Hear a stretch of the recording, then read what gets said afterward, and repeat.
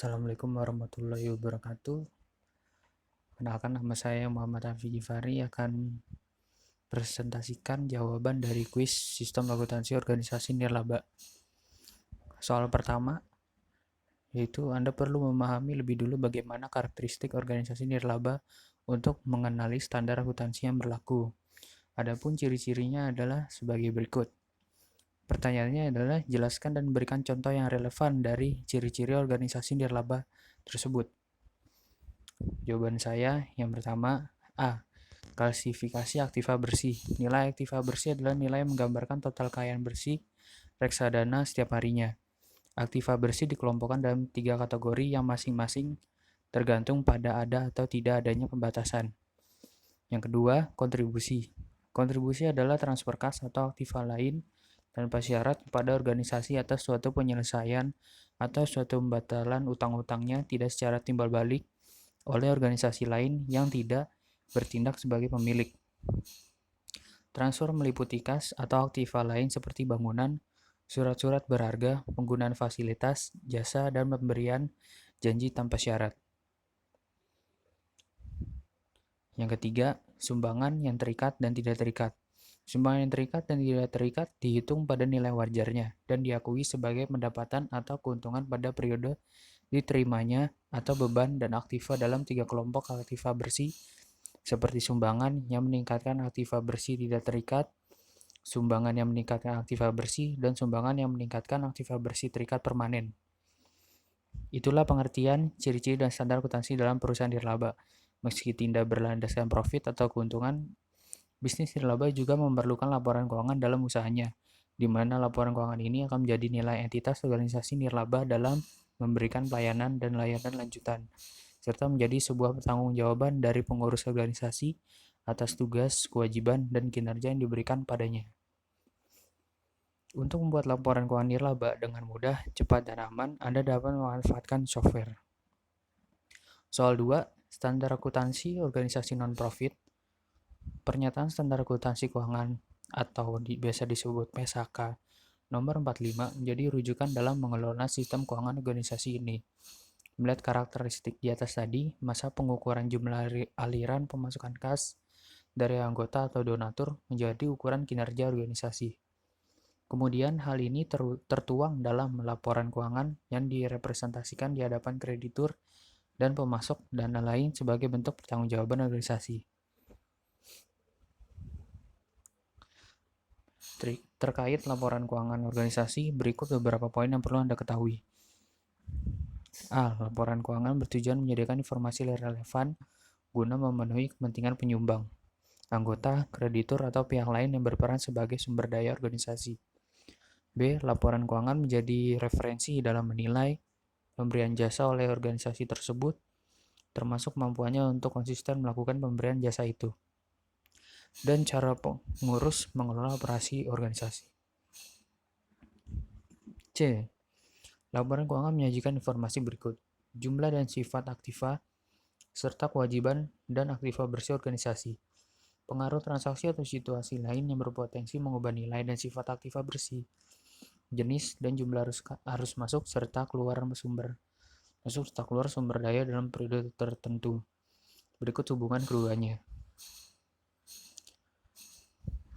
Informasi berikut: jumlah dan sifat aktiva serta kewajiban dan aktiva bersih organisasi, pengaruh transaksi atau situasi lain yang berpotensi mengubah nilai dan sifat aktiva bersih, jenis dan jumlah arus masuk serta keluar sumber daya dan periode tertentu.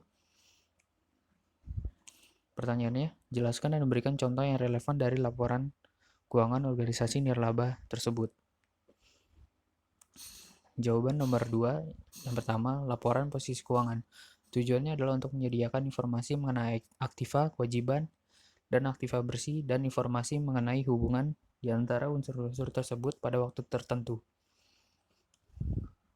Informasi dalam laporan posisi keuangan yang digunakan bersama pengungkapan dan informasi dalam laporan keuangan lainnya dapat membantu para penyumbang, anggota organisasi, kreditur, dan pihak-pihak lain untuk menilai kemampuan organisasi untuk memberikan jasa secara berlanjutan dan likuiditas fleksibilitas keuangan. Laporan posisi keuangan mencakup organisasi secara keseluruhan dan harus menyajikan total aktiva, kewajiban, dan aktiva bersih. Yang kedua, laporan aktivitas. Tujuannya adalah untuk menyediakan informasi mengenai pengaruh transaksi, hubungan antar transaksi, dan bagaimana penggunaan sumber daya dalam pelaksanaan berbagai program atau jasa. Laporan aktivitas mencakup organisasi secara keseluruhan dan menyajikan perubahan jumlah aktiva bersih selama suatu periode. Yang ketiga, laporan arus kas. Tujuannya adalah menyajikan informasi mengenai penerimaan dan pengeluaran kas dalam suatu periode. Klasifikasi dan penerimaan dan pengeluaran kas. Laporan arus kas disajikan sesuai PSAK 2 tentang laporan arus kas dengan tambahan berikut ini. Aktivitas pendanaan terdiri dari penerimaan dari penyumbang yang penggunaannya dibatasi untuk jangka panjang.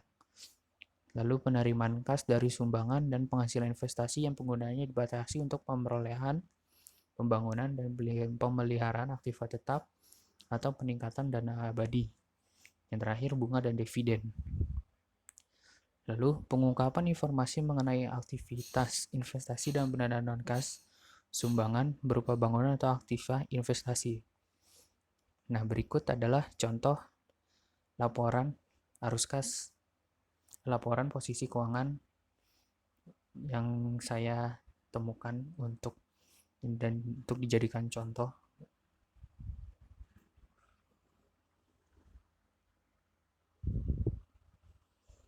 Yang terakhir, soal nomor 3, mengapa perlu sistem akuntansi dalam organisasi nirlaba?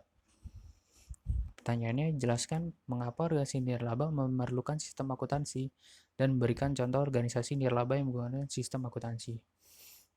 Jawabannya adalah meski organisasi nirlaba tidak mencari keuntungan, namun tetap membutuhkan laporan keuangan dan menjalankan usahanya.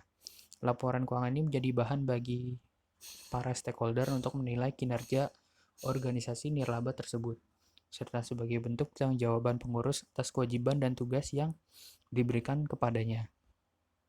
Dengan adanya sistem akuntansi ini, kita bisa dengan mudah menumbuh kembangkan bisnis nirlaba agar naik kelas. Pasalnya, dengan adanya data-data yang lengkap di sistem akuntansi perusahaan kita, maka kita akan lebih mudah menganalisis kesehatan maupun kinerja bisnis atau usaha kita.